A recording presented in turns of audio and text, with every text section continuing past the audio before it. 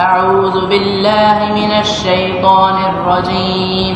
بسم الله الرحمن الرحيم واللاتي يأتين الفاحشة من نسائكم فاستشهدوا عليهن 4 منكم فإن شهدوا فأمسكوهن في البيوت حتى يتوفاهن الموت أو يجعل الله لهن سبيلا واللذان يأتيانها منكم فآذوهما فإن تابا وأصلحا فأعرضوا عنهما إن الله كان توابا رحيما إنما التوبة على الله للذين يعملون السوء بجهالة ثم يتوبون من قريب فأولئك يتوب الله عليهم وكان الله عليما حكيما وليست التوبة للذين يعملون السيئات حتى إذا حضر أحدهم الموت قال إني تبت الآن وللذين يموتون وهم كفار أولئك أعتدنا لهم عذابا أليما يا أيها الذين آمنوا لا يحل لكم أن ترثوا النساء كرها ولا تعضلوهن لتذهبوا ببعض ما آتيتموهن إلا أن يأتين بفاحشة مبينة وعاشروهن بالمعروف فإن كرهتموهن فعسى أن تكرهوا شيئا ويجعل الله فيه خيرا كثيرا وإن أردتم استبدال زوج مكان زوج وآتيتم إحداهن قنطارا فلا تأخذوا منه شيئا أتأخذونه بهتانا وإثما مبينا وكيف تأخذونه وقد أفضى بعضكم إلى بعض وأخذن منكم ميثاقا غليظا ولا تنكحوا ما نكح آباؤكم من النساء إلا ما قد سلف إنه كان فاحشة ومقتا وساء سبيلا صدق الله العظيم.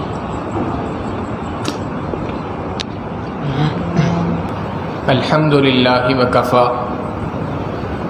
وسلام علی عبادہ الذین اصطفی اما بعد. سورہ نساء کا یہ تیسرا رکوع ہے اور اس رکوع کے اندر گزشتہ 2 رکوع کی طرح عورتوں کے حقوق سے متعلق گفتگو ہے. اس صورت کی ابتدا میں اللہ رب العزت نے عورتوں سے متعلق پہلا حق یہ ارشاد فرمایا کہ اگر یہ عورت چھوٹی بچی ہے، یتیم ہے اور تمہارے پاس آ گئی ہے کفالت کے اندر، تو تمہاری ذمہ داری ہے کہ تم اس کا مال ناحق طور پہ نہ کھاؤ. تم ایسا نہ ہو کہ اس کے مال کو ہڑپ کر جاؤ. دوسرا حق یہ بتایا کہ اگر یہ عورت تمہارے ذمے آ گئی ہے، یہ بچی تمہارے ذمے آ گئی ہے، تو اب تمہارے ذمے ہے کہ تم اس کی اچھی تربیت کرو. تیسرا حق ارشاد فرمایا کہ تم وراثت کے اندر اس کو حصہ دو. یہ نہ ہو کہ عورت کو تم یہ سمجھو کہ اس کے لیے وراثت میں کوئی حصہ ہی نہیں ہے. شریعت نے مرد اور عورت دونوں کے وراثت کے اندر حصے مقرر کیے ہیں. کس کا کتنا حصہ ہے اس سے متعلق گزشتہ درس میں تفصیل کے ساتھ قرآن کریم کی آیات پر گفتگو ہوئی تھی کہ شریعت نے اصول بیان کر دیا کہ کس کے لیے کن حالات کے اندر کیا حق ہے، کتنا حصہ ہے. وراثت میں جیسے مرد کا حق ہے ویسے ہی عورت کا بھی حق ہے. اور اس کے بعد ایک اور بات کی ارشاد فرمائی، ایک اور حق یہ ذکر کیا کہ تمہاری ذمہ داری ہے کہ تم اپنی عورتوں کی، اپنی بچیوں کی اچھی پرورش کرو۔ لڑکوں کی بھی اچھی پرورش کرنی ہے، لیکن بالخصوص عورتوں سے متعلق گفتگو کی، بچیوں سے متعلق گفتگو کی کہ اگر اللہ نے تمہیں بیٹیاں دی ہیں تو ان بیٹیوں کی بھی اچھی پرورش کرنی ہے۔ چونکہ بیٹوں کی پرورش اچھی تو ہر انسان کر لیتا ہے، لیکن دنیا کے اندر معاشرے میں ایسے بھی افراد ہیں کہ جو عورت کی پیدائش پر، بیٹی کی پیدائش کے اوپر دل ہی دل کے اندر غمزدہ ہوتے ہیں، گھٹتے ہیں اور اس کو اپنے لیے باعث شرم محسوس کرتے ہیں۔ نبی علیہ الصلوۃ والسلام نے اس بات کو اس طریقے سے ارشاد فرمایا،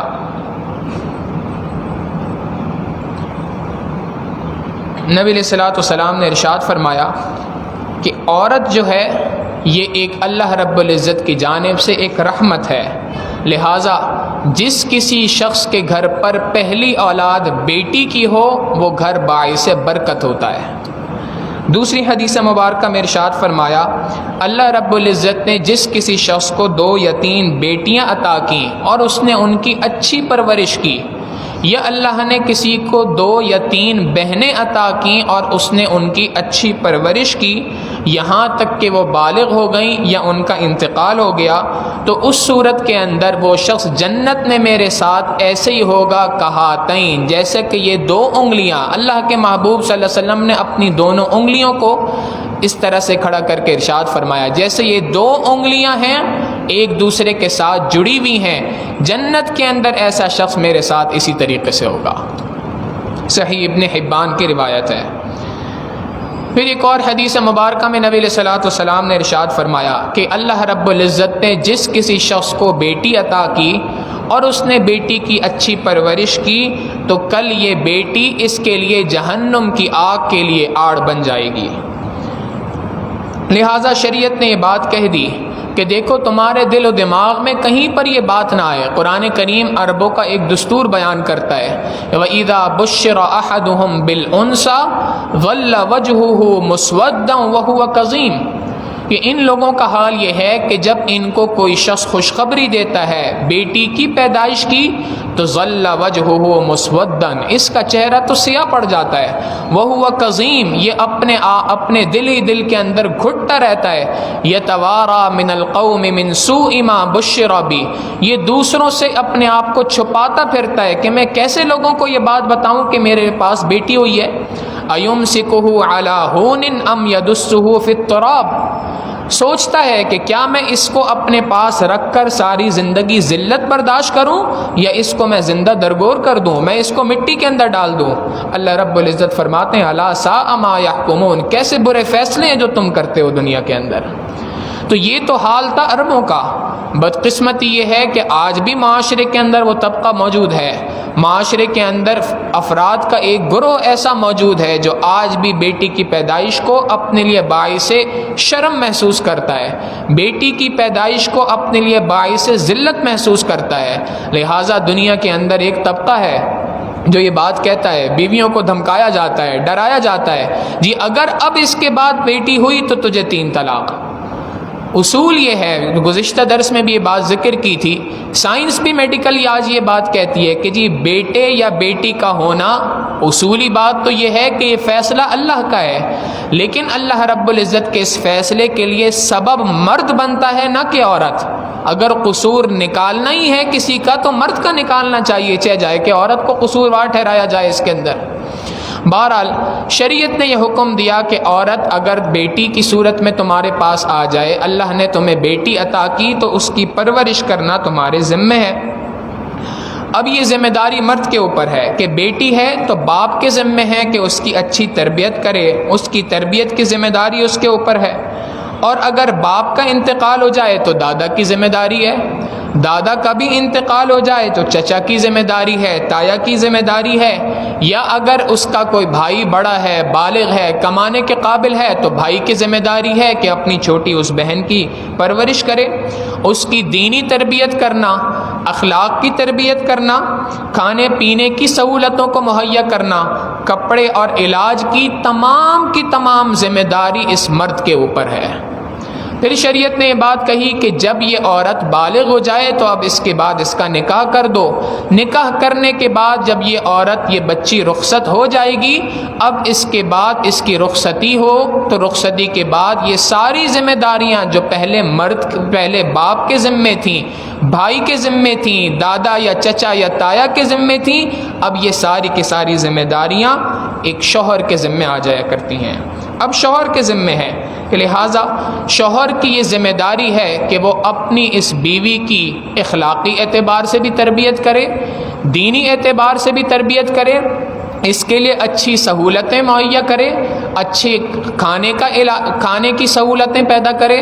اچھے علاج کی سہولتوں کو میسر کرے، اپنی اعتبار سے اپنے جو اس کی گنجائش ہے اس کے اعتبار سے جو سہولتیں میسر کر سکتا ہے وہ ساری کی ساری سہولتوں کا میسر کرنا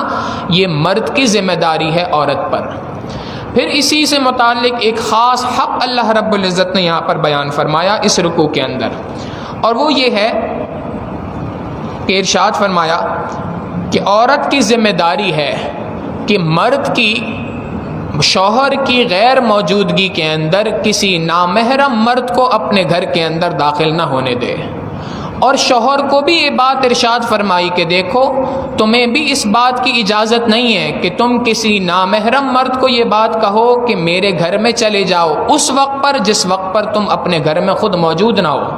اس بات کی اجازت نہیں ہے. نبی علیہ الصلوۃ والسلام نے ارشاد فرمایا کہ تم اپنی عورتوں کو بچاؤ نامحرم مردوں کے ان کے گھروں میں داخل ہونے سے اس وقت پہ جب تم گھر کے اندر موجود نہ ہو. صحابہ رضی اللہ تعالیٰ عنہ مجمعین نے ذکر کیا، اے اللہ کے محبوب صلی اللہ علیہ وسلم ہمارے بھائی ہوتے ہیں، میرا سگا بھائی ہے، بڑا بھائی ہو چھوٹا بھائی ہو، جس کو آج کی زبان میں کہا جاتا ہے جیٹھ ہے، دیور ہے، کیا اس کو بھی اجازت نہیں کہ وہ میرے گھر کے اندر داخل ہو سکے میری غیر موجودگی میں؟ دیور کے لیے بھی اجازت نہیں ہے. نبی علیہ الصلوۃ والسلام نے ارشاد فرمایا تم دیور کی بات کرتے ہو، الحم والموت، یہ دیور تو موت کی مانند ہے.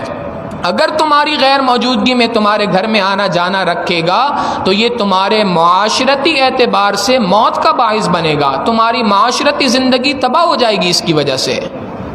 لہٰذا شریعت نے حکم دے دیا کہ جب تک خاوند خود گھر پہ موجود نہیں ہے اس وقت تک کسی نامحرم کے لیے گھر پہ آنے کی اجازت نہیں. ہاں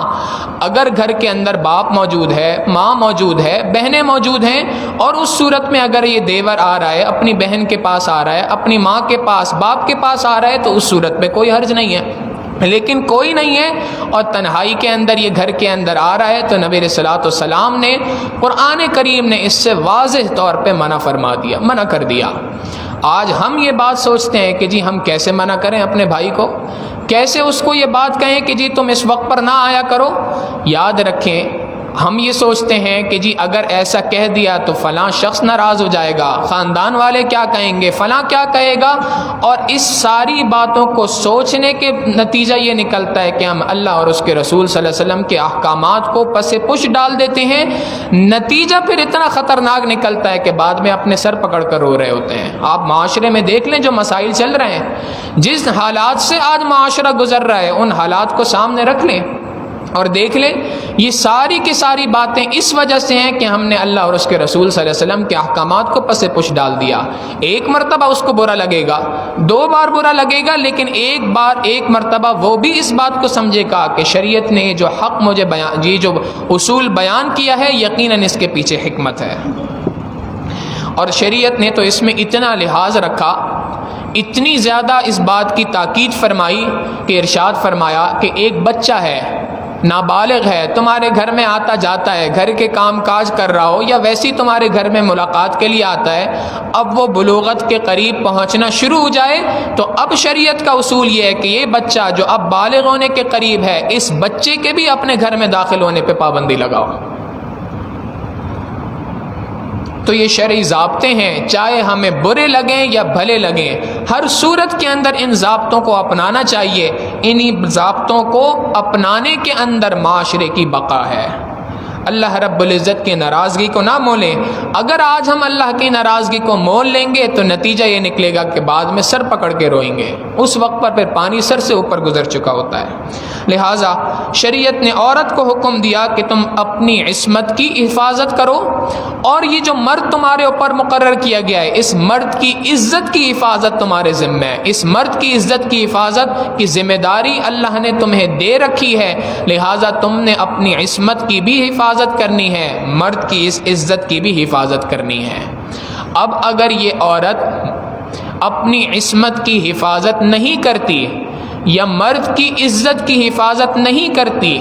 اور کھلم کھلا کسی فحاشی کے کام میں، برائی کے کام کے اندر لگ جاتی ہے تو اب کیا حکم ہے؟ قرآن کریم اس حکم کو یہاں پر بیان کر رہا ہے. اللہ رب العزت ارشاد فرماتے ہیں واللاتی یأتین الفاحشۃ من نسائکم، عورتوں میں سے وہ عورتیں جو کھلم کھلا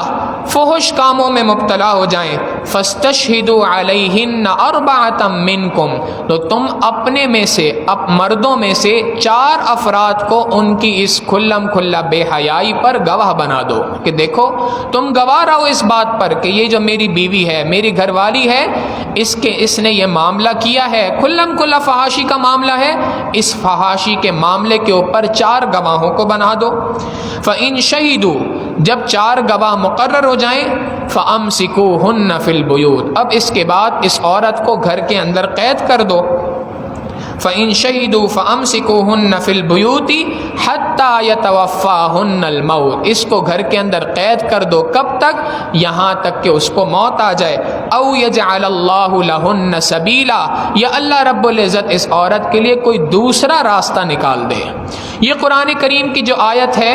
اس قرآن کریم کی آیت میں حکم یہ نازل ہوا کہ اگر کوئی عورت بے حیائی کے کاموں کے اندر مبتلا ہو جاتی ہے اور ان بے حیائی کے کاموں سے بات کرنے کے باوجود، سمجھانے کے باوجود سمجھتی نہیں ہے، تو مرد کو حکم دیا کہ تم 4 گواہ مقرر کرو، اور 4 گواہوں کے مقرر کرنے کے بعد اس کو اپنے گھر میں قید کر دو. یہ اس وقت تک حکم تھا جب تک کہ زنا کے احکامات قرآن کریم نے نازل نہیں کیے تھے.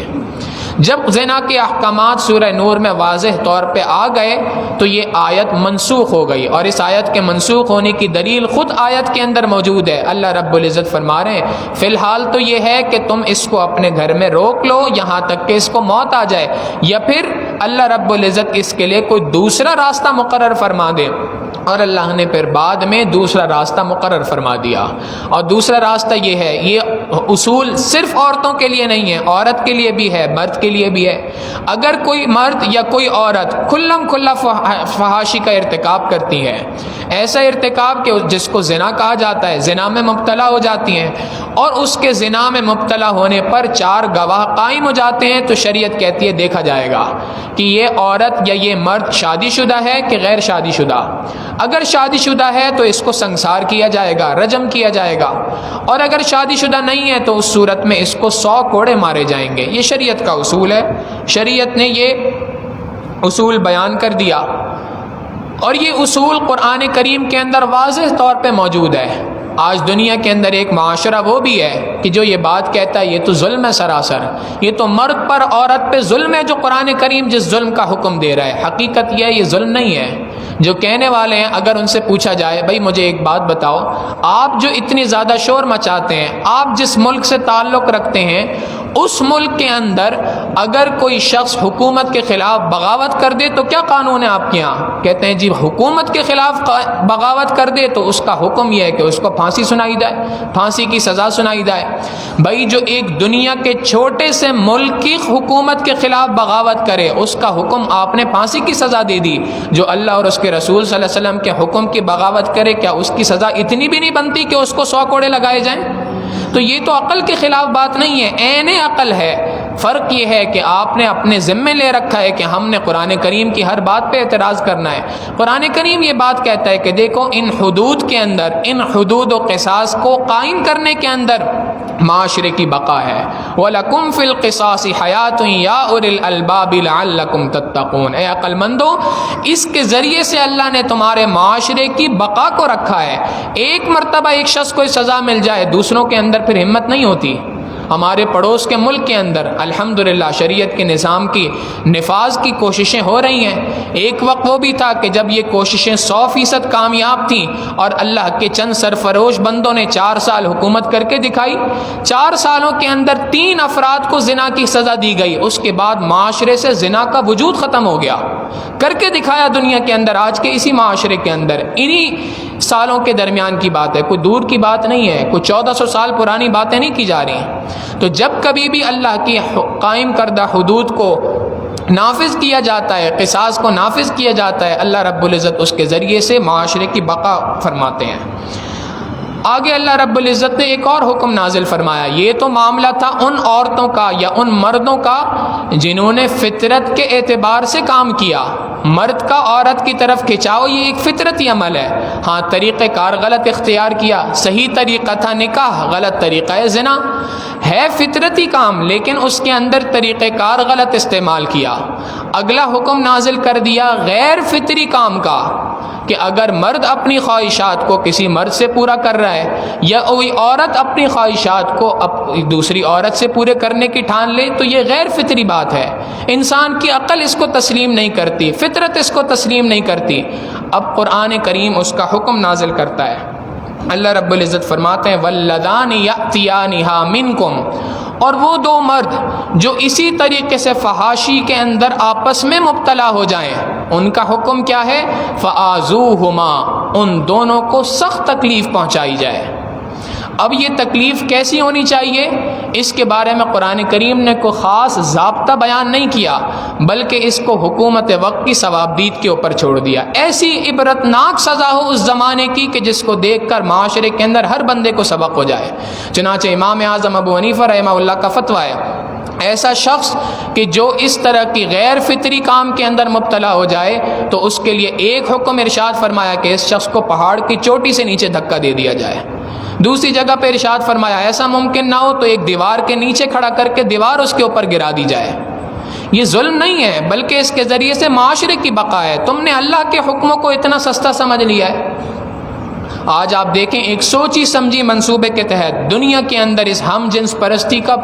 فروغ دیا جا رہا ہے۔ چنانچہ اس معاشرے کے اندر ایک خاص اصطلاح مقرر کر دی گئی جی LGBTQ۔ یہ LGBTQ کیا ہے؟ اس کے اوپر کہہ دیا جی اس کے اوپر باقاعدہ ایک قانون سازی کی جا رہی ہے دنیا کے اندر کہ ہم جنس پرستی کو قانونی اعتبار سے اس کی اجازت دی جائے۔ آج دنیا کے اندر 28 ممالک ایسے ہیں جن کے اندر قانونی بل پاس ہو چکا ہے کہ جی اگر ایک مرد دوسرے مرد سے اپنی خواہشات کو پورا کرنا چاہتا ہے تو اس کو اجازت ہے، وہی حقوق ہیں اس کے جو ایک عورت کے حق ہے۔ نبی علیہ الصلوۃ والسلام کی اس حدیث مبارکہ کو سامنے رکھیں تو واقعی بات سمجھ میں آتی ہے۔ اللہ کے محبوب صلی اللہ علیہ وسلم نے فرمایا اذا فاتک الحیا فافعل ما شئت، جب حیا تیرے اندر سے فوت ہو جائے جو جی چاہے کر، پھر تجھے کوئی چیز بھی بری نہیں لگے گی دنیا کے اندر۔ قرآن کریم یہ بات کہتا ہے کہ اس کو خوب سزا دی جائے، اس کو اذیت دی جائے، تکلیف پہنچائی جائے۔ وہ تکلیف کیسے ہوگی؟ حکومت وقت کی ثوابدید پہ چھوڑ دیا۔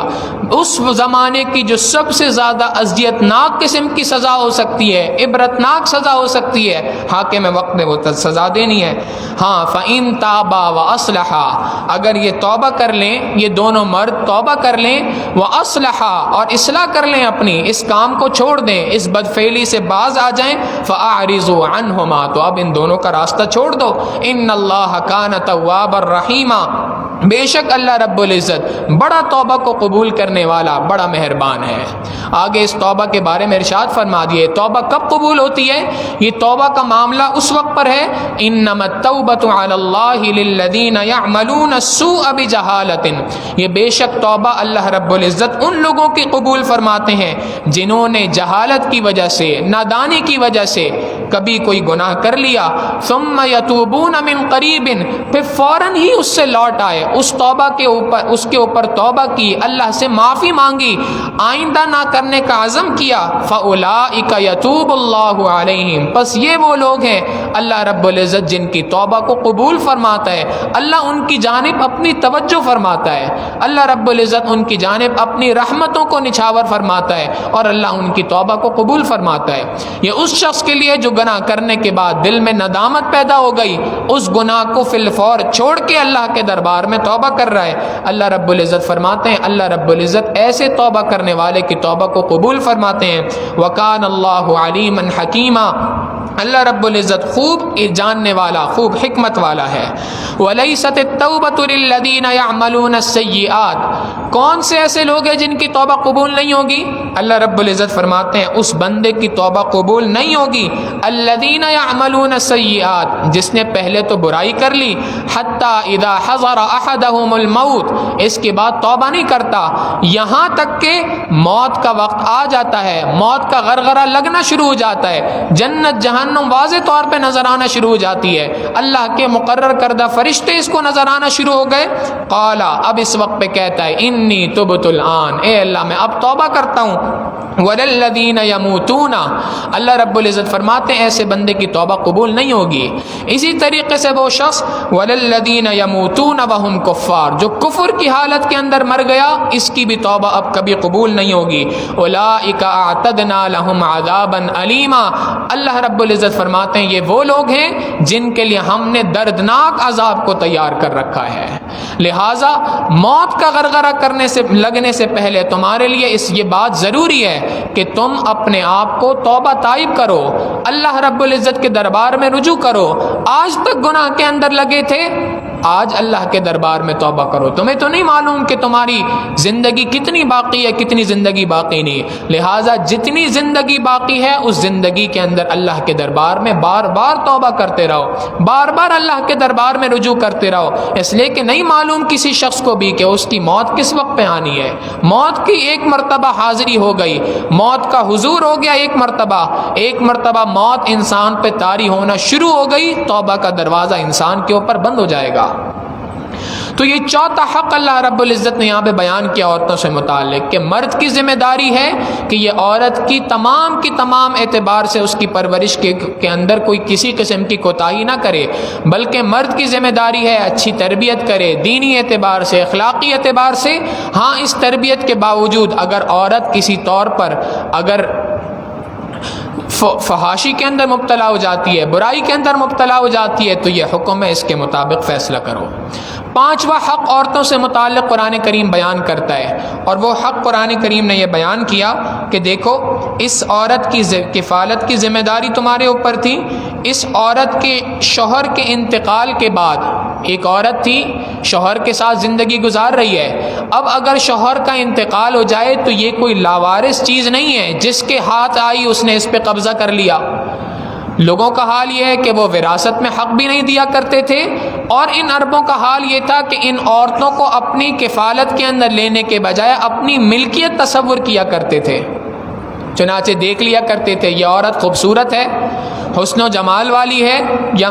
مال پیسے والی ہے، تو اس عورت کو اپنی کفالت میں لے کر اس کو ساری زندگی اپنے پاس روک کے رکھا کرتے تھے۔ اللہ رب العزت فرماتے ہیں یا ایھا الذین آمنوا، اے ایمان والوں، لا یحل لکم، تمہارے لیے یہ بات حلال نہیں ہے کہ ان ترثوا النساء کرہا، کہ تم عورتوں کے زبردستی وارث بن جاؤ، زبردستی عورتوں کو اپنے پاس روک کے رکھ لو کہ جی تم اب ساری زندگی میرے پاس ہی تم نے گزارنی ہے۔ نیت کیا ہے اس کے ذریعے سے کہ اگر یہ عورت حسن و جمال والی ہے تو میں اس سے خود نکاح کر لوں گا، اور اگر یہ عورت حسن و جمال والی نہیں ہے مگر مال پیسے والی ہے تو اس کا مال سارا کا سارا میرے پاس آ جائے گا۔ اس صورت کو سامنے رکھتے ہوئے تم زبردستی اگر نکاح کرنا چاہتے ہو، زبردستی اس کو اپنی ملکیت میں لینا چاہتے ہو، تمہارے لیے یہ بات ہرگز اس کی اجازت نہیں ہے۔ یہ چوتھا حق قرآن کریم نے یہاں پر بیان کر دیا۔ پانچواں حق یہاں پہ اس کے ساتھ ارشاد فرمایا وَلَا تَعْزُلُوهُنَّ لِتَذْهَبُوا بِبَعْضِ مَا آتَيْتُمُوهُنَّ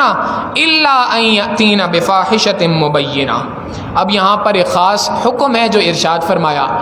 عربوں کا یہ دستور تھا، بلکہ اس سے پہلے شریعت کا ایک اصول سمجھیں۔ شریعت کا اصول یہ ہے اگر ایک عورت کے ساتھ نکاح ہو گیا تو نکاح کے بعد اب اس مرد کے ذمے ہے کہ عورت کو مہر ادا کرے۔ اگر رخصتی سے پہلے طلاق ہو جائے تو آدھا مہر ادا کرنا ہے، رخصتی ہو جائے تو اس کے بعد پورا مہر ادا کرنا ہے۔ اب بعد میں اگر طلاق ہو بھی جائے تو کسی قسم کا کوئی مہر واپس نہیں دیا جائے گا۔ ہاں البتہ اگر ایک عورت کھلا فحاشی میں مرتکب ہوتی ہے، برائی کا ارتکاب کر رہی ہے اور اس وجہ سے مرد اس کو طلاق دینا چاہتا ہے اور طلاق دینے کے ساتھ ساتھ وہ مطالبہ کرتا ہے کہ طلاق بھی دوں گا اور میرا جو مہر جو میں نے تمہیں دیا تھا وہ بھی واپس کر دو، تو شریعت نے ابتداً اس کی اجازت دی تھی اس وقت تک جب تک کہ جو ہے وہ زنا کے احکامات نازل نہیں ہوئے تھے۔ اب یہ حکم تو تھا کہ جب تک تمہارے پاس اگر یہ عورت کھلم کھلا فحاشی کا ارتکاب کرتی ہے تو اس صورت میں تم اس کو طلاق بھی دے سکتے ہو، مہر بھی واپس لے سکتے ہو، یہ حکم موجود تھا۔ اب یہ مرد کے ذمے کیا ہوتا تھا، مرد کی شرارت کیا ہوتی تھی کہ یہ دیکھتا تھا فلاں عورت ہے، یہ عورت حسن و جمال میں زیادہ اچھی ہے، حسن و جمال کے اعتبار سے اچھی ہے یا مال دولت کے اعتبار سے اچھی ہے، اس عورت سے نکاح کرنا چاہ رہا ہے اور پہلی عورت کو طلاق دینا چاہ رہا ہے۔ تو اب اس کے ذہن میں یہ بات ہے کہ میں کسی طریقے سے اس عورت کو اذیت پہنچاؤں، تکلیفیں پہنچانا شروع کروں، اتنی تکلیف دوں کہ یہ خود مجھ سے طلاق کا مطالبہ کرے۔ جب یہ خود طلاق کا مطالبہ کرے گی تو اس وقت میں اس سے کہوں گا کہ جی ٹھیک ہے، اگر تمہیں طلاق چاہیے، میں تو نہیں دے رہا طلاق، تم اگر مجھ سے طلاق کا مطالبہ کر رہی ہو تو لاؤ میرا مہر مجھے واپس کر دو۔ تو یہ ایک صورت تھی جو اس زمانے میں عربوں میں موجود تھی۔ قرآن کریم یہ بات کہتا ہے وَلَا تَعْضُلُوهُنَّ لِتَذْهَبُوا بِبَعْضِ مَا آتَيْتُمُوهُنَّ إِلَّا أَن يَأْتِينَ بِفَاحِشَةٍ مُبَيِّنَةٍ، جب تک کہ اگر وہ کھلم کھلا فحاشی کا ارتکاب نہیں کر رہی ہیں اس وقت تک تمہارے لیے اس بات کی اجازت نہیں ہے کہ تم نے مہر ان کو ادا کیا ہے اس مہر میں سے بعض مہر کو ہڑپ کر جاؤ، بعض مہر کو واپس مطالبہ کرو، بلکہ تمہارے ذمے کیا ہے وَعَاشِرُوهُنَّ بِالْمَعْرُوفِ، ان کے ساتھ ایک اچھی دستور کے مطابق زندگی گزارو، اچھے طریقے سے زندگی گزارو ان کے ساتھ، یہ تمہارے اوپر حق ہے عورت کا، عورت کے حقوق میں سے ایک حق تمہارے اوپر ہے کہ تم اس کے ساتھ بہترین زندگی گزارو۔ فَإِن كَرِهْتُمُوهُنَّ، اگر تم اس عورت کو ناپسند کرتے ہو کسی بھی وجہ سے، فَعَسَىٰ أَن تَكْرَهُوا شَيْئًا، اب آگے چونکہ طلاق کے مسائل آ رہے ہیں، طلاق کے مسائل سے پہلے اللہ رب العزت نے بڑی باریک بینی کے ساتھ ایک بات کو سمجھایا، بڑے اشارے کے ساتھ اس بات کو اشارت فرمایا فَإِن كَرِهْتُمُوهُنَّ، اگر تم کسی عورت کو ناپسند کرتے ہو، فَعَسَىٰ، تو ممکن ہے أَن تَكْرَهُوا شَيْئًا، کہ تم کسی چیز کو اپنے لیے ناپسند کر رہے ہو، وَيَجْعَلَ اللَّهُ فِيهِ خَيْرًا كَثِيرًا، اور اللہ اس کے اندر تمہارے لیے خوب خیر برکتیں عطا فرما دے۔ تم کسی چیز کو ناپسند کر رہے ہو، تمہارے ذہن میں یہ ہے کہ یہ عورت مجھے پسند نہیں آ رہی، مگر اس عورت کے پسند نہ آنے کے باوجود تم اس کو برداشت کر رہے ہو اپنے پاس، تمہیں یہ عورت پسند نہیں آ رہی اپنے بد اخلاقی کی وجہ سے، شکل و صورت کی وجہ سے، کسی بھی بنیاد کے اوپر یہ عورت تمہیں پسند نہیں آ رہی، مگر پسند نہ آنے کے باوجود تم طلاق نہیں دیتے بلکہ طلاق دینے کے بجائے اس کو اپنے پاس روک کے رکھ رہے ہو، تو اللہ رب العزت فرماتے ہیں کہ اس روک کے رکھنے میں کیا پتہ اللہ رب العزت اس عورت کے ذریعے سے تمہارے لیے خوب خیر اور برکتیں عطا فرما دیں۔ یہ خیر اور برکتیں کیسے ہو سکتی ہیں؟ مفسرین نے اس کی بہت ساری صورتیں لکھی ہیں۔ ایک صورت تو یہ ہے کہ کیا پتہ اللہ رب العزت اس عورت کو برداشت کرنے کے بدلے تمہیں جنت عطا کر دے، ایک صورت یہ کہ اللہ رب العزت اس کے بدلے تمہیں دنیا کے اندر اپنے قرب کے خوب مقامات عطا فرما دے۔ حضرت مرزا مظہر جانا رحمۃ اللہ علیہ بہت بڑے اللہ والے تھے، ہمارے سلسلہ عالیہ نقشبندیہ کے شیخ تھے، اتنے بڑے شیخ طریقت تھے کہ ایک بہت بڑے عالم دین حضرت مولانا قاضی مظہر پانی پتی رحمۃ اللہ علیہ، حضرت قاضی مظہر رحمہ اللہ، یہ بھی حضرت مرزا مظہر جانا رحمۃ اللہ علیہ سے بیعت تھے۔ ان کی ایک مشہور کتاب ہے مالا بدہ منہو کے نام سے، جو فقہ کی مدارس کے اندر پڑھائی جاتی ہے، قاضی ثناء اللہ پانی پتی رحمۃ اللہ علیہ۔ تو قاضی ثناء اللہ پانی پتی رحمۃ اللہ علیہ جیسے بڑے بڑے علماء بھی حضرت سے بیعت تھے، اور گھر پہ حال یہ تھا کہ بیوی ان کی انتہائی بد مزاج، جو کوئی مرید گھر پہ جاتا تھا کسی کام سے حضرت نے بھیج دیا تو اس کو یہ بات سناتی تھی، تیرے پیر کو کچھ نہیں آتا، تجھے کیا سکھائے گا۔ حضرت کے بارے میں بات بڑی مشہور ہے کہ ایک مرتبہ گھر پہ آئے، اب اس بات کی حقیقت کیا ہے یہ تو اللہ رب العزت جانتے ہیں، بہرحال یہ بات زبان زد عام ہے، ہو سکتا ہے بات ٹھیک ہو سکتا ہے بات غلط ہو، لیکن بہرحال یہ ایک واقعہ بڑا مشہور ہے، چونکہ کسی مستند کتاب میں نہیں پڑھا لیکن واقعہ بہرحال زبان زد بڑا عام ہے کہ حضرت ایک مرتبہ گھر پہ تشریف لائے تو بیوی نے دیکھا تو کہا کہ جی تو اپنے آپ کو بہت بڑا پیر سمجھتا ہے، پیر تو آج میں نے دنیا کے اندر دیکھا، وہ ایک شخص تھا جو یہاں سے اڑتا ہوا یوں جا رہا تھا، وہ پیر تھا، اگر تو واقعی پیر ہے تو کبھی ایسے اڑ کے بھی دکھا۔ تو حضرت نے فرمایا اللہ کی بندی جو یہاں سے اڑتے ہوئے جا رہا تھا نا وہ میں ہی تو تھا۔ تو آگے سے کہنے لگی اچھا اب سمجھ آیا ٹیڑھے ٹیڑھے کیوں اڑ رہے تھے۔ تو یہ حال تھا بد مزاجی کا۔ ایک مرتبہ کسی نے حضرت سے سوال کیا کہ حضرت ہم سے برداشت نہیں ہوتا، وہ آپ کے بارے میں ایسی بات کرتی ہے، آپ نے اس کو کیسے برداشت کر کے رکھا ہوا ہے، ہمیں تو سمجھ نہیں آتا، آپ طلاق دے دیں، آپ کے لیے کوئی نکاح کی کمی تو نہیں ہے، عورتوں کی کمی تو نہیں ہے۔ حضرت نے ارشاد فرمایا تجھے کیا معلوم، اللہ نے مجھے اپنے قرب کے جتنے مقامات عطا کیے ہیں اسی بیوی کو برداشت کرنے کے بدلے عطا کیے ہیں، تو لہٰذا اللہ رب العزت نے اس کے ذریعے سے کیا خیر و برکتیں عطا کرنی ہمیں تو نہیں معلوم۔ ایک اور صورت علماء نے لکھی کہ ہو سکتا ہے بیوی انتہائی بد زبان ہو سکتا ہے بیوی کے اندر برداشت کی کمی ہو، اخلاق کے اعتبار سے بری ہو، لیکن اللہ رب العزت اس کے ذریعے سے تمہیں ایک ایسی نیک صالح اولاد عطا فرمائے جو تمہاری آنکھوں کی ٹھنڈک ہو، جو ملک اور قوم کے لیے فائدہ کا ذریعہ بن جائے، دین کے فائدے کا ذریعہ بن جائے۔ تمہیں تو نہیں معلوم کہ اللہ رب العزت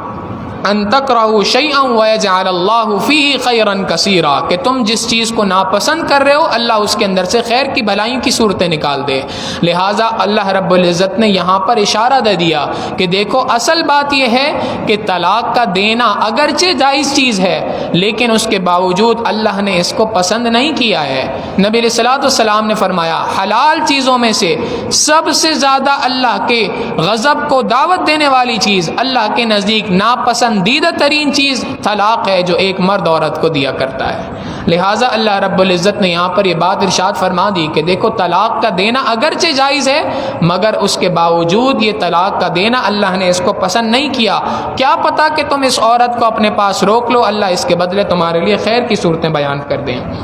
آگے اللہ رب العزت فرماتے ہیں وَإِنْ أَرَدْتُمُ اسْتِبْدَالَ زَوْجٍ مَكَانَ زَوْجٍ، اب اگر باوجود تمام باتوں کے تم نے سوچ ہی لیا ہے کہ تم نے طلاق دینی ہے، وَإِنْ أَرَدْتُمُ اسْتِبْدَالَ زَوْجٍ مَكَانَ زَوْجٍ، اگر تم نے ایک عورت کو دوسرے سے تبدیل کرنے کا سوچ ہی لیا ہے، وَآتَيْتُمْ إِحْدَاهُنَّ قِنْطَارًا، اور تم نے پہلی عورت کو خوب سارا سا مہر عطا کر دیا ہے، مہر دے دیا ہے، فَلَا تَأْخُذُوا مِنْهُ شَيْئًا، تو اس میں سے کچھ بھی واپس نہیں لے سکتے تم۔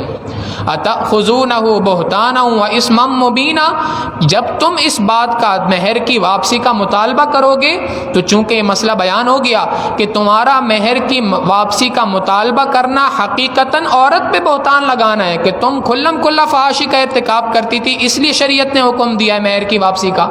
لہٰذا اگر تم عورت سے مہر کی واپسی کا مطالبہ کرو گے تو تم تو یہ اس عورت پہ بہتان لگا رہے ہو بہت بڑا۔ أَتَأْخُذُونَهُ بُهْتَانًا وَإِثْمًا مُبِينًا، کیا تم اس مہر کی واپسی کا مطالبہ کرتے ہوئے مہر واپس لوگے اس حال میں کہ تم اس پہ بہتان لگاؤ گے اور اتنا بڑا گناہ کرو گے؟ وَكَيْفَ تَأْخُذُونَهُ، تم کیسے اس سے یہ واپس لے سکتے ہو مہر؟ وَقَدْ أَفْضَىٰ بَعْضُكُمْ إِلَىٰ بَعْضٍ، حالانکہ تم ایک دوسرے کے ساتھ اکٹھے زندگی گزار چکے ہو۔ وَأَخَذْنَ مِنْكُمْ مِيثَاقًا غَلِيظًا، اور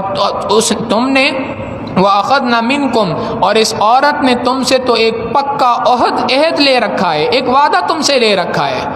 یہ پکے وعدے سے کیا مراد ہے؟ مفسرین نے لکھا کہ جب نکاح ہوتا ہے تو نکاح کے وقت پر مہر کی شرط کے ساتھ جو لڑکا ہوتا ہے، شوہر ہوتا ہے، وہ اس عورت کو اپنے نکاح میں قبول کرتا ہے، جی میں نے فلاں بنت فلاں کو اتنے مہر کے عوض میں اپنے نکاح میں قبول کر لیا۔ تو تم نے اللہ کا نام لے کر مسجد کے اندر اتنا بڑا پکا عہد کر رکھا ہے، اس عہد کے بعد تم اس مہر کو واپس کس صورت میں لے سکتے ہو؟ یہ مہر کا واپس لینا ہرگز تمہارے لیے اس کی اجازت نہیں۔ چار حقوق بیان ہو گئے، پانچواں حق اللہ رب العزت بیان کرتے ہیں کہ دیکھو یہ جو عورتیں ہیں، ان عورتوں میں سے بعض عورتیں وہ ہیں جن سے نکاح کا کرنا ابدی طور پہ تمہارے لیے حرام ہے، ان کی تفصیلات اگلے رکوع میں انشاءاللہ اگلے درس میں آئیں گی۔ لیکن بعض عورتیں وہ ہیں جو ابدی طور پہ تمہارے لیے حرام نہیں تھیں لیکن ان عورتوں کو چونکہ تمہارے والد، تمہارے آباء و اجداد میں سے، تمہارے دادا، تمہارے والد نے اپنے نکاح میں لے لیا، تو اگر تمہارے آباء و اجداد میں سے کوئی کسی عورت کو نکاح میں لے لے، اور اگرچہ تم اس کے بطن سے پیدا نہیں ہوئے، تمہاری وہ سوتیلی ماں ہے، لیکن اس سوتیلی ماں سے بھی تمہارے لیے نکاح کا کرنا جائز نہیں۔ وَلَا تَنْكِحُوا مَا نَكَحَ آبَاؤُكُم مِّنَ النِّسَاءِ، تم نکاح نہ کرو ان عورتوں کے ساتھ جن عورتوں سے تمہارے آباء و اجداد نے نکاح کیا ہے، الا ما قد سلف، مگر اب تک جو غلطی ہو چکی سو ہو چکی۔ آج تک اگر اس طرح کی کوئی کوتاہی ہوئی ہے تو اس کوتاہی سے اللہ درگزر فرما دیں گے، شرط یہ ہے کہ فی الفور اس نکاح کو ختم کرو، جدائی اختیار کرو۔ انہ کان فاحشۃ ومقتا، یہ جو اس طریقے کی زندگی گزارنا ہے، سوتیلی ماں کو اپنے نکاح کے اندر لینا ہے، یہ تو کھلم کھلا فحاشی کی بات ہے، یہ تو بے حیائی کی بات ہے اور بے رہ روی کی بات ہے۔ وساء سبیلا، اور یہ تو بہت برا راستہ ہے جو تم نے چن لیا ہے، لہٰذا ان برے راستوں سے اپنے آپ کو بچاؤ۔ آج تک اگر ان گناہوں میں سے کسی گناہ کے اندر لگے ہو، عورت سے متعلق تم حقوق کی ادائیگی آج تک نہیں کرتے ہوئے آئے، اب اپنے حقوق کی ادائیگی کرو۔ نبی علیہ الصلوۃ والسلام نے ارشاد فرمایا، جس کسی شخص کو اللہ رب العزت نے بیوی عطا کی، ایک نعمت اللہ کی جانب سے عطا کی، اور اس نے ان کے حقوق کو ادا نہیں کیا، کل قیامت کے دن اس حال میں کھڑا کیا جائے گا کہ اس کے سارے جسم کے اوپر فالج ہوگا۔ لہٰذا اپنے انسانوں کے اللہ رب العزت یہی بات ارشاد فرماتے ہیں کہ اے ایمان والوں، عورتوں کے حقوق کے معاملے میں اللہ رب العزت، نبی علیہ الصلوۃ والسلام نے ارشاد فرمایا، اے ایمان والوں، اے لوگوں، اللہ رب العزت سے ڈرو عورتوں کے حقوق کے معاملے میں۔ لہٰذا عورتوں کے حقوق سے متعلق ڈرتے رہنا چاہیے۔ یہی عین تقویٰ ہے کہ انسان حقوق اللہ بھی پورے کر رہا ہو اور ساتھ میں حقوق العباد کو پورا کر رہا ہو۔ اسی تقویٰ کے حکم کے ساتھ قرآن کریم کی سورت کی ابتدا ہوئی، یا ایھا الناس اتقوا ربکم، اے انسانوں ڈرو اپنے پروردگار سے۔ جو اپنے پروردگار سے حقیقی معنوں میں ڈرتا ہے، اللہ کے حقوق کو بھی عطا کرتا ہے اور اللہ کے بندوں کے حقوق کو بھی ادا کرتا ہے۔ اللہ رب العزت صحیح معنوں میں ہمیں تقوی بری زندگی گزارنے کی توفیق عطا فرمائے۔ وآخر دعوانا ان الحمد للہ رب العالمین۔ سبحان ربی العلی الوہاب، اللہم صلی علی سیدنا محمد وعلی آل سیدنا محمد وبارک وسلم۔ ربنا ظلمنا انفسنا وإن لم تغفر لنا وترحمنا لنکونن من الخاسرین۔ اللہم آت نفوسنا تقواها وزکها انت خیر من زکاها انت ولیها ومولاها انک علی کل شیء قدیر۔ وصلی اللہ تعالی علی حبیبہ سیدنا محمد وآلہ واصحابہ اجمعین برحمتک یا ارحم الراحمین۔